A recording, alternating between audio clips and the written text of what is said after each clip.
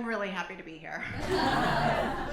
Whenever I tell people I do stand-up, they're like, that is so brave. I could never do that. And I'm like, stand on stage alone with no one to worry about but yourself? Stand-up is easy. Have you ever had to watch a little girl put on shoes all by herself? It is so hard to watch. I feel like I'm watching a hot girl in a horror movie walk down a dark alley. I'm like, no, what are you doing? Of course she tripped and fell. Now you gotta die, you dumb bitch. Mommy loves you. I'm on Instagram. Anyone else on Instagram? And I love the idea of free speech, but the comment section is such a mixed bag. It has me feeling like a bachelorette party. I go in like, this is gonna be fun, and I leave like, maybe some women shouldn't be allowed to vote.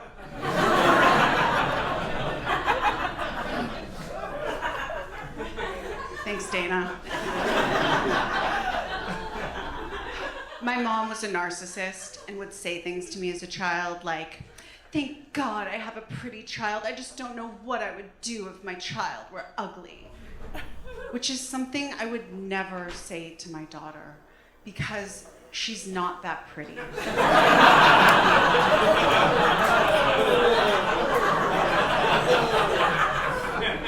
She's 4.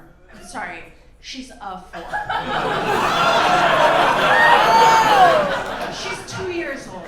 She's balding, she's missing teeth, she shits her pants. She's a West Coast 4, East Coast 6. But we're in LA, and as they say, we can fix it in post.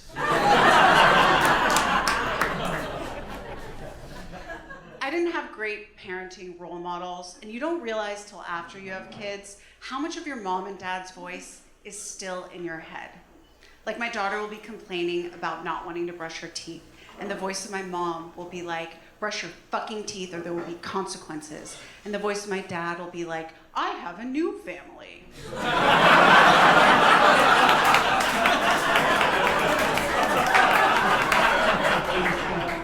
You know, comedy is amazing because we can laugh about horrible things that have happened to us. So I want to talk about sexual assault. Don't you get uncomfortable, you guys. I am okay. I have a wonderful life. I have a French bulldog, okay? I know I'm doing stand-up on a weekday in North Hollywood, so you have your doubts, but I am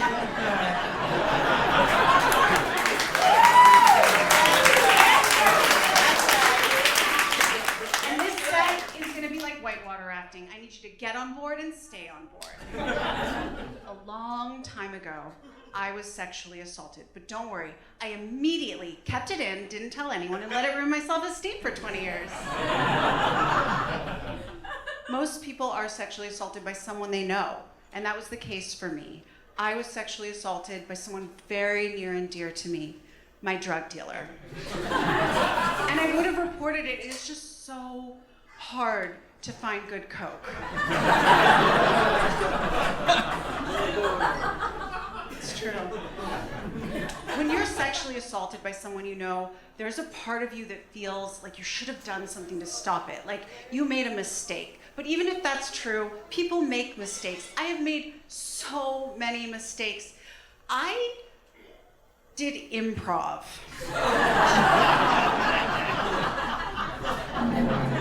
You know, improv is a lot like rape. Another situation where you're not allowed to say no. Yes, and only one side is enjoying themselves. And when it's over, we're all so uncomfortable, we pretend it never happened.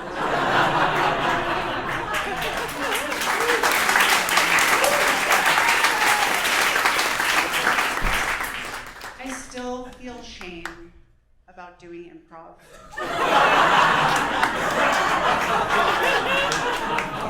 But my therapist says shame is not a useful emotion when you turn it inward.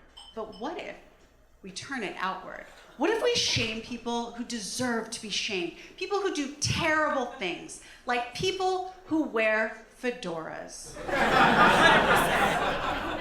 Right? I'm with you. I know some of you are thinking, but my grandpa wore a fedora. some of your grandpas were rapists. I know that's offensive. I'm sorry. Most of your grandpas were rapists.